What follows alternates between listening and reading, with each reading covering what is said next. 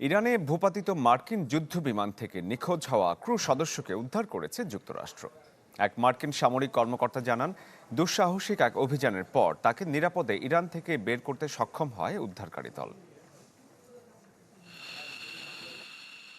অবশেষে উদ্ধার করা হলো ইরানে ভূপাতিত মার্কিন যুদ্ধবিমানের নিখোঁজ ক্রু সদস্যকে। ট্রুথ সোশ্যালে ট্রাম্প জানান, উদ্ধার হওয়া এই কর্মকর্তা একজন কর্নেল পদমর্যাদার অস্ত্র বিশেষজ্ঞ। তীব্র গোলাগুলির পর তাকে ইরান থেকে বের করে আনে সেনাবাহিনীর উদ্ধারকারীরা। ট্রাম্প আরও জানান, বর্তমানে আহত হলেও ঝুঁকিমুক্ত আছেন এই কর্নেল। এই বৈমানিককে খুঁজছিল ইরানও, রীতিমতো পুরস্কার ঘোষণা করেছিল, কিন্তু যুক্তরাষ্ট্র ইরানকে বুড়ো আঙুল দেখিয়ে উদ্ধার করে আনলো সেই কর্নেলকে।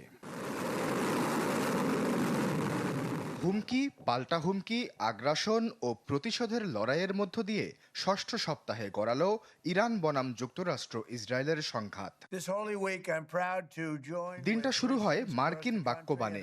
এই বান না ছুড়ে উপায়ও নেই ট্রাম্পের, কেননা একদিনে দুই যুদ্ধবিমান হারিয়ে চাপে পড়েছে যুক্তরাষ্ট্র। ট্রুথ সোশ্যালে ট্রাম্প বিমান ভূপাতিত নিয়ে কোনো কথা না বললেও ৪৮ ঘন্টার মধ্যে চুক্তিতে না এলে কিংবা হরমুজ প্রণালী না খুলে দিলে নরক নেমে আসবে ইরানে, এমন হুঁশিয়ারি দেন তিনি। ক্লিংকার বেশি থাকলে সিমেন্ট বেশি খাঁটি। আনোয়ার সিমেন্ট। নরকের কথা উঠতেই খানিক বাদে ছুটে আসে ইসরায়েল। দেশটির প্রতিরক্ষা মন্ত্রণালয় জানায়, ইরানের জ্বালানি স্থাপনায় হামলা চালাতে ট্রাম্পের নির্দেশের অপেক্ষায় তারা। যুদ্ধ ও ধ্বংসের গন্ধ টেনে আনে কসাই প্রধানমন্ত্রী নেতানিয়াহুকেও।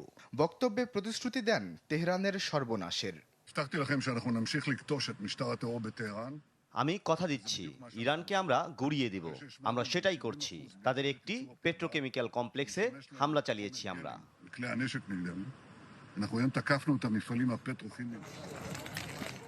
যখন সভ্য সমাজে দাঁড়িয়ে হাসি মুখে হত্যা, ধ্বংস ও নরকের ঘোষণা দিচ্ছেন ট্রাম্প নেতানিয়াহু, তখন ইরানের কণ্ঠে প্রতিরোধ ও প্রতিশোধের প্রতিশ্রুতি দেয়া হয় পাল্টা হুঁশিয়ারিও। আমরা চলমান অভিযানে ইসরায়েলে এ পর্যন্ত ৯৫ দফা হামলা চালিয়েছি। মধ্যপ্রাচ্যে যুক্তরাষ্ট্রের ঘাঁটিগুলোতেও আঘাত করেছি ক্ষেপণাস্ত্র ও রকেটের সমন্বয়ে। আপনারা ভুলে যাবেন না, সংঘাত যদি বাড়ে তাহলে আপনাদের জন্য গোটা অঞ্চল নরকে পরিণত হবে। অন্যদিকে বর্তমান সাবেক ইরান সরকার সংশ্লিষ্ট অন্তত ৪ ইরানি নাগরিকের গ্রিন কার্ড বা যুক্তরাষ্ট্রের ভিসা বাতিল করেছে ট্রাম্প প্রশাসন। আশ্বাস চৌধুরী, চ্যানেল 24।